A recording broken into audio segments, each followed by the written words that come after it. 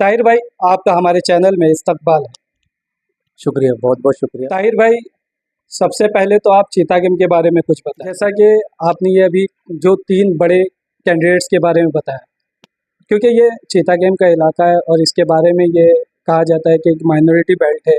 ऐसे में जो ये कितने मुस्लिम कैंडिडेट्स लड़ रहे हैं और वो कितना इस पूरे इलेक्शन में असरअंदाज हो सकते हैं, क्या वो जीतने की कंडीशन में है। आदाब नाज़रीन, हमारे चैनल में आपका इस्तकबाल है। इस वक्त हमारे साथ मौजूद है अवाम केयर फाउंडेशन के फाउंडर जनाब ताहिर हुसैन साहब। ताहिर भाई, आपका हमारे चैनल में इस्तकबाल है। शुक्रिया, बहुत बहुत शुक्रिया मुझे बुलाने के लिए, मेरा इंटरव्यू लेने के ताहिर भाई, सबसे पहले तो आप चीता गेम के बारे में कुछ बताएं। लिए।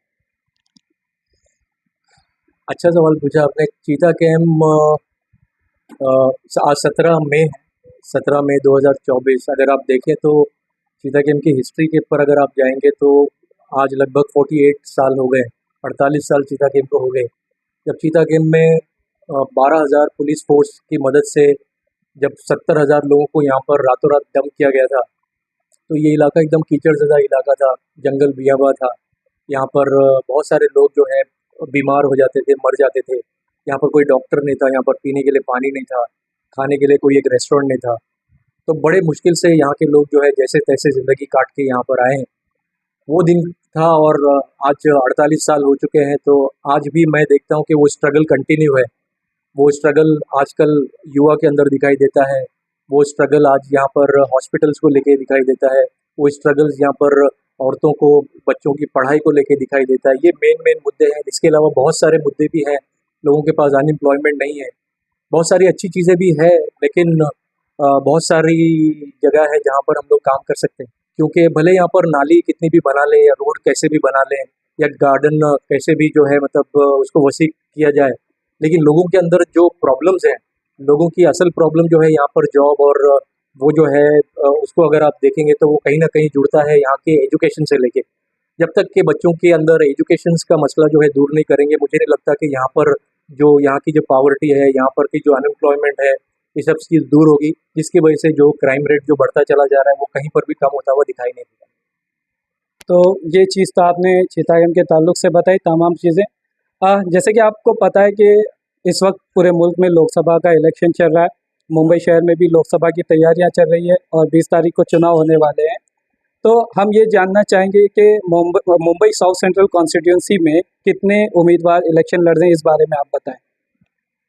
वेल अगर आप देखें तो बहुत से उम्मीदवार हैं, लेकिन ख़ास तौर पर जिनके ऊपर मेरी नज़र है, तो मेरी नज़र ख़ास तौर पर 3 उम्मीदवारों के ऊपर है। सबसे पहले तो यहाँ के जो इनकम्बेंट है, मतलब जो पहले से यहाँ पर पिछले 10 साल से एमपी का इलेक्शन जीत कर आ रहे हैं, है ना?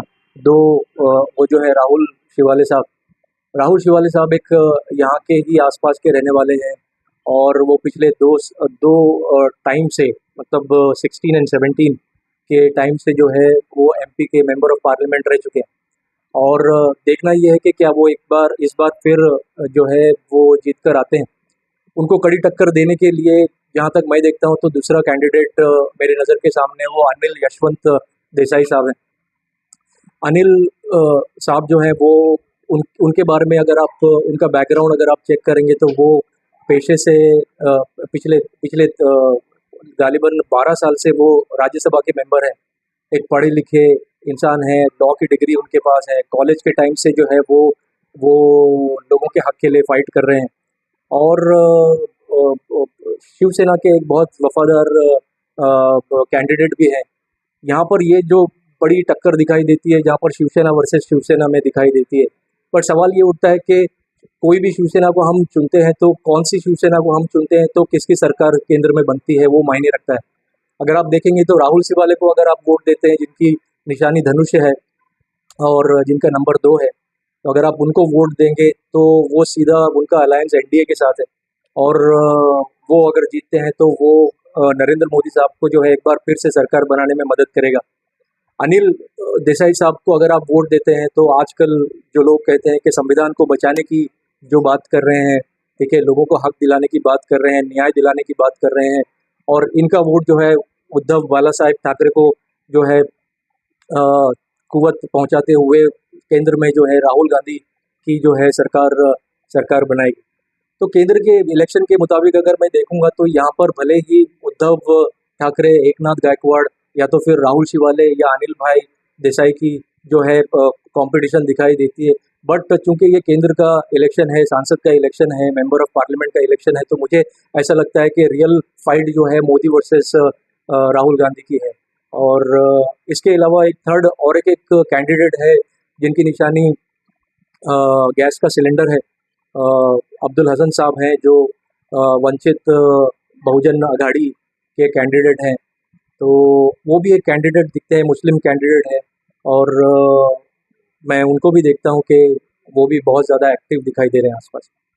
जैसा कि आपने ये अभी जो 3 बड़े कैंडिडेट्स के बारे में बताया, क्योंकि ये चीता गेम का इलाका है और इसके बारे में ये कहा जाता है कि एक माइनॉरिटी बेल्ट है।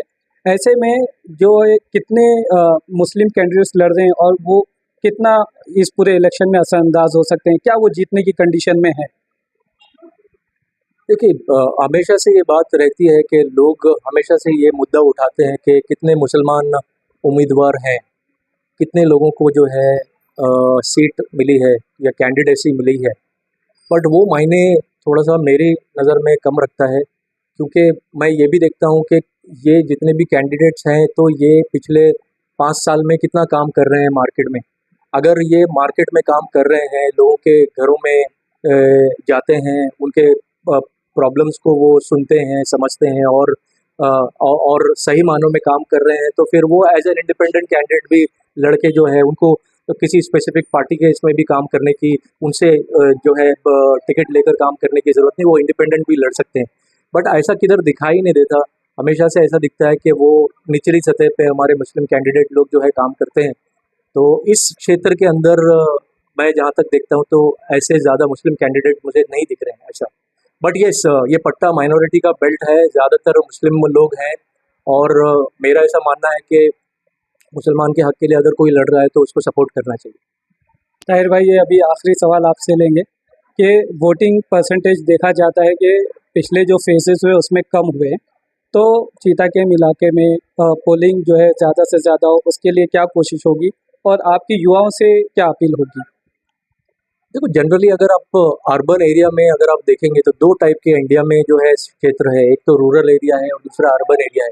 अर्बन एरिया में ज़्यादातर 40-45% के आसपास जो है जनरली पोलिंग वोटिंग होती है।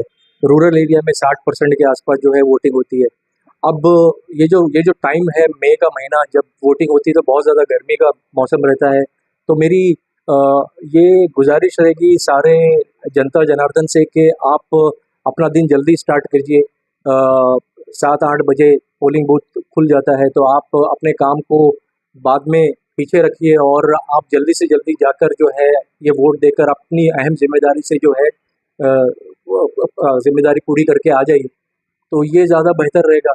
अगर आप डिले करेंगे तो होता क्या है कि फिर बहुत सारी पब्लिक हो जाती है, फिर जो है लाइन में खड़ा रहना पड़ता है और फिर जो है गर्मी की वजह से, शिद्दत की वजह से होता क्या है कि लोग जो है फिर परेशान होकर वापस घर पे आ जाती है और इसका इम्पैक्ट जो है आपको पिछले कुछ फेजेस के अंदर दिखाई दे रहा है, जहाँ पर लोग गर्मी से और बहुत सारी दूसरी परेशानी की वजह से जो है प्रॉपर तरीके से वोट नहीं दे रहे हैं। आप लोग जो युवा हैं, जो वोटर्स हैं इस क्षेत्र के, मैं उन सब लोगों से ये गुजारिश करूँगा कि आप लोग आपके नाम की चिट्ठी अगर आपको मिली है तो अच्छी बात है, अगर नहीं मिली है तो आप के इलाके के सोशल वर्कर्स हैं, उन लोगों से आप राब्ता कायम कीजिए, कॉन्टैक्ट कीजिए और जाके वो चिट्ठी जल्दी ले लीजिए, ताकि आप पहले से प्लान करके इसको कीजिए। ऐसा नहीं कि लास्ट मोमेंट पे जाके आप ये करें।